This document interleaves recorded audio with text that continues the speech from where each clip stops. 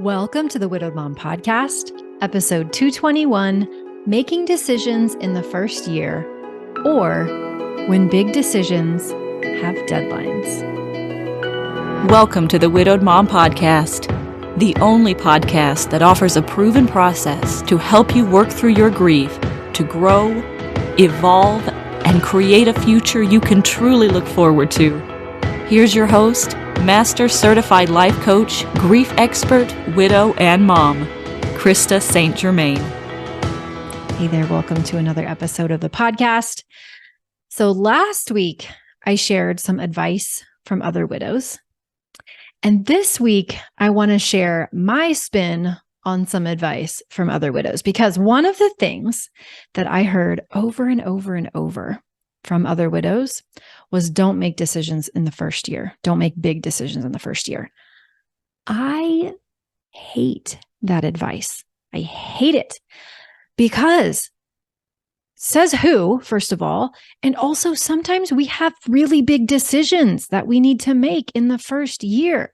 And when you keep hearing don't make big decisions in the first year, and you have a big decision that has a deadline or a decision that you really want to make that's important to you, it kind of undermines your confidence. You start to think there's something wrong with you and like you're incapable of making a big decision in the first year. So I'm not a fan of that advice. Now, I get that a lot of widows say that because they did things in the first year that they later wish they hadn't done. They later look back and regret.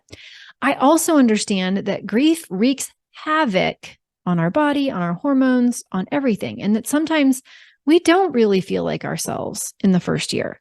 So I'm not saying this is a black and white issue. I recognize that it is nuanced, but I really want to support those of you who want to make a decision or who have a decision in front of you, especially if it has a deadline.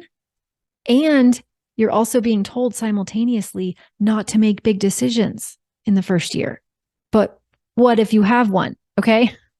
So let me tell you what I think about making big decisions. I'm going to give you kind of 5 main things to think about as it relates to making big decisions. Now, this can apply to decisions no matter when you make them, whether or not it's in the first year of grief or it's years after your loss.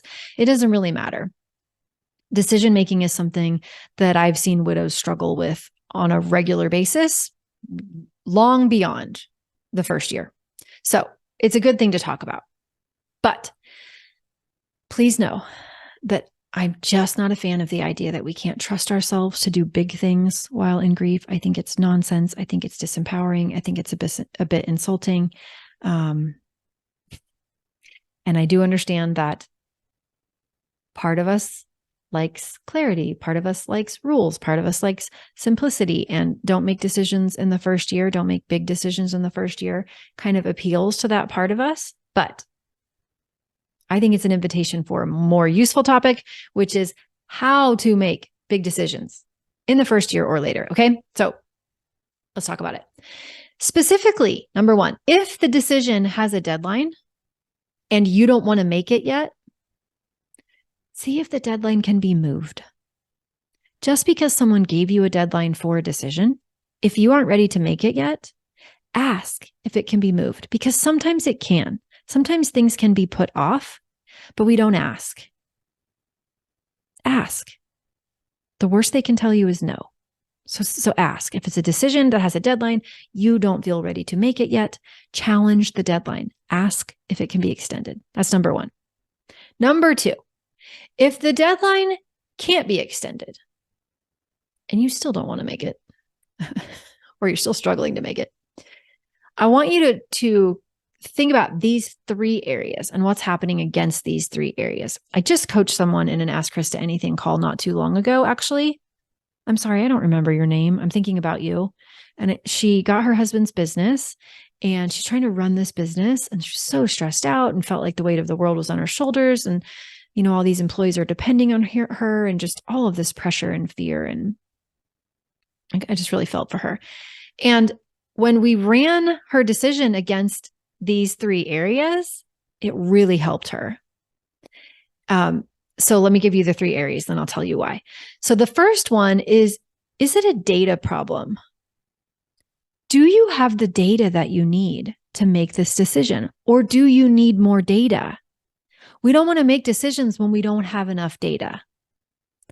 Also, sometimes when we're putting off decisions, we can hide behind the idea that we don't have enough data. So we want to ask ourselves genuinely, honestly, do I have the data that I need? Is this a data problem? Would more data help? Knowing that part of us will probably want to hide behind that I don't have enough data, I need to do more research. Genuinely, honestly, ask yourself, do I have the data I need? Okay. Second area, do I have the skills I need to make this decision? Maybe you have the data, but if there's a skill you don't have relevant to this decision, then that can hold you back from making a decision. So maybe there is an area of expertise, right? A skill set that this decision would benefit from, and you can enlist someone to help you. So let's say it's a financial decision, but maybe you don't have a lot of experience in this particular area of finance. Find someone who does. Maybe it's a medical decision and you don't have a lot of experience in this area of medicine.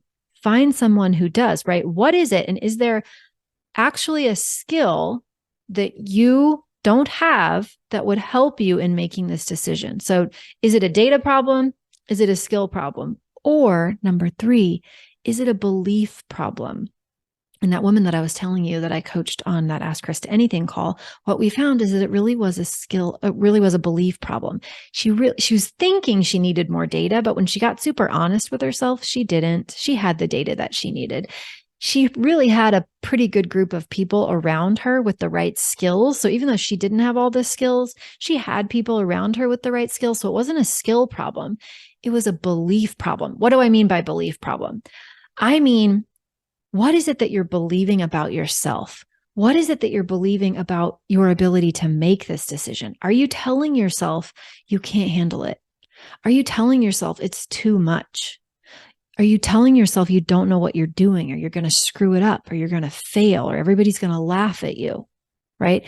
If it's a belief about your ability or a belief about yourself, that is completely different than a data problem and a skill problem. It's a solvable problem, but it's a different problem. And in order to solve our own problems, right, to get what we need so that we can make a decision, we just need to be honest with ourselves so that we know what we're solving for. So am I solving for a data problem? Am I solving for a skill problem? Or am I solving for a belief problem? And the answer might be all 3 initially. The answer might be all 3. All of them are solvable, but we need to know what we're solving for. My favorite thing to do is to help people with their beliefs about themselves and about their lives. I love it. That's a huge part of what I love doing as a coach, because beliefs are so malleable. They're so changeable. Even if we've been believing the same thing about ourselves for years and years and years, for decades even, it's changeable. If a belief isn't serving us, we don't have to keep it.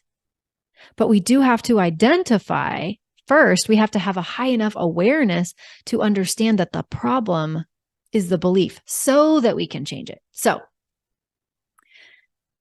number 1, if the decision has a deadline and you don't want to make it, see if you can get it extended. Number 2, if you're going to make that decision anyway, because the deadline can't be extended, you're going to make it, or you want to make it, check. Do I have a data problem? Do I have a skill problem? Do I have a belief problem? Know which problem you're solving for. Number 3, and please, I am not giving you this advice, the advice that's about to follow, because there's something wrong with you, because you cannot trust yourself, but because you might value some outside input. Okay? If that is you, if you want to, if you would value other people's input, then my suggestion is get a little board of directors for yourself. As it relates to this big decision, maybe more than one big decision. Who do you trust? Whose opinion do you trust? Who in your world has never steered you wrong, loves you dearly? Maybe they're not even that close to you, but you respect them professionally. Maybe you admire the way that they handled this area of their lives, right? Get you a little board. Ask people. You can literally say, hey, I've got a lot of big decisions coming up. this grief thing is, it's a doozy. Would you please be on my board of directors? I think most people would be honored. If they weren't honored, fine, we don't want them anyway, right? The right people will be honored. And you can bounce ideas off of them, right? Just as a double check. This doesn't mean that you can't be trusted. It doesn't mean that you aren't capable of making decisions. But if it feels good to you to have a little board of directors, why not? Why not? Some people do that just as a part of career advice. I hear that all the time, right? Where people kind of come up with their own little mentoring group. In my business, I have coaching friends that I talk things over with when I'm struggling with a decision or I don't really know how to solve a problem. I have people I trust that I go and I have these conversations with. We can do that same thing for ourselves in grief. So get you a little board of directors. Okay. All right. Number 4, I really want you to remember that life is a series of decisions. Okay.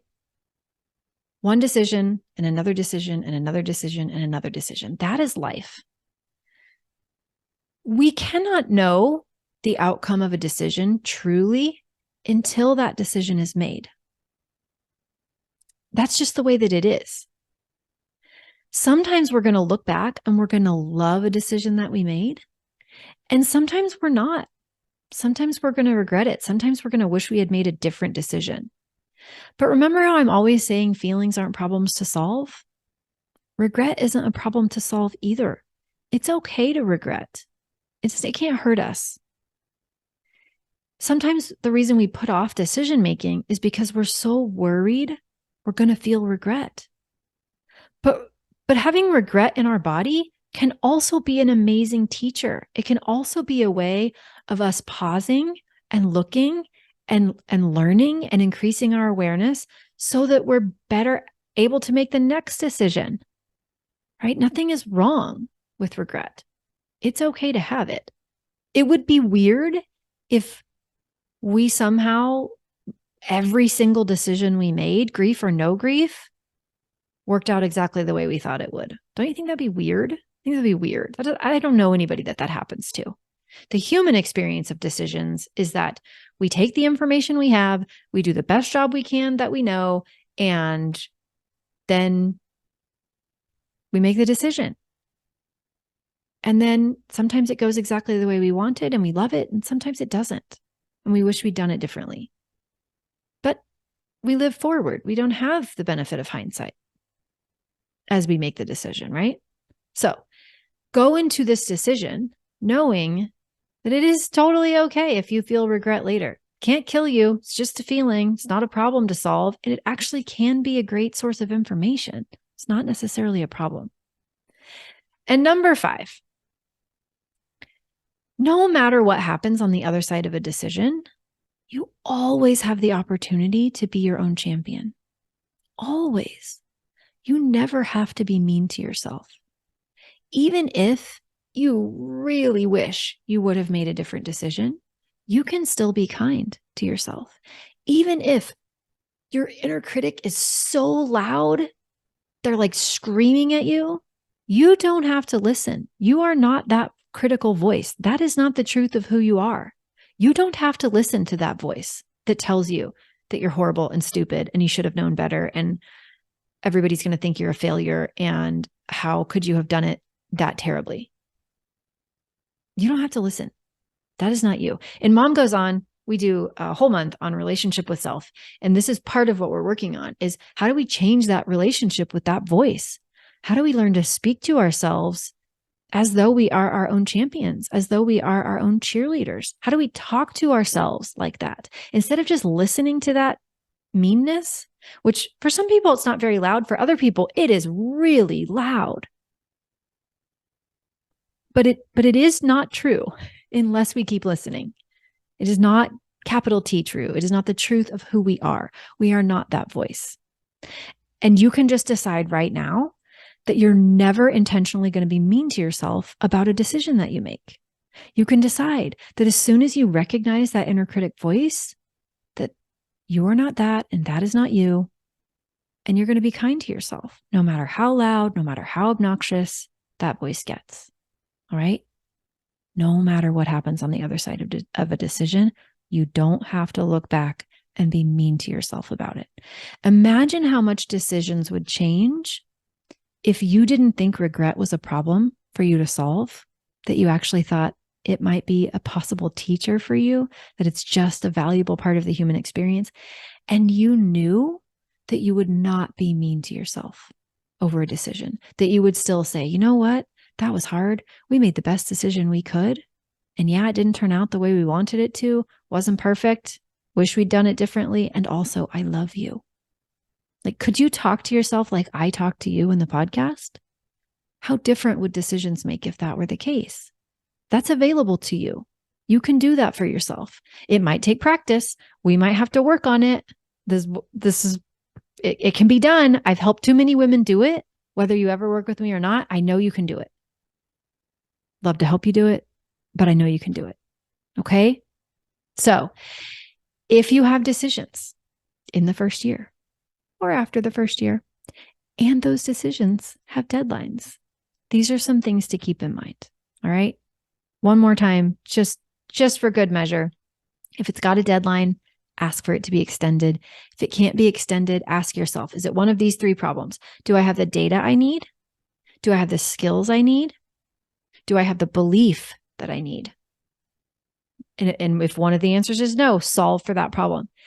If you want, not because you can't be trusted, but just because why not? If it sounds like fun to you and it sounds helpful for you and you value outside input, get yourself a board of directors. Ask some people that you trust to be part of that for you. Run your big decisions off of them. All right. Number 4, just remember, regret is not a problem. Life is a series of decisions. We're humans. We don't make them perfectly. We're going to have regret. It's just the way it goes. Not a problem to solve. It's okay. All right. And then number 5, you never, ever, ever have to be mean to yourself about a decision you make. Ever. You are safe with you. Okay? Okay.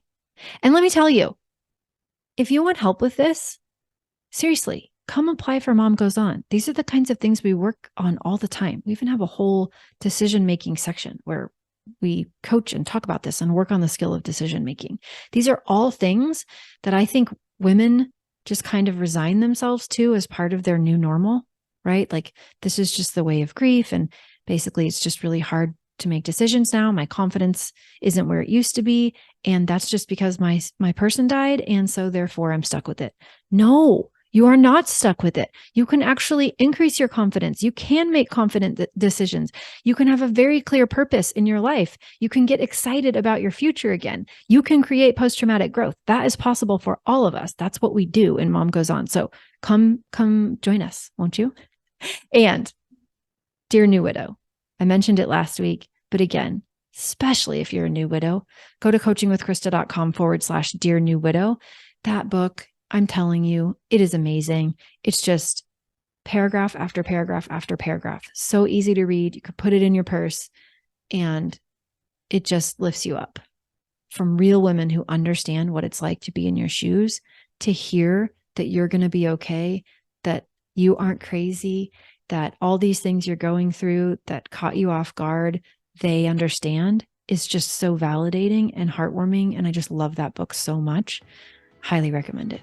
Okay, that's what I have for you this week.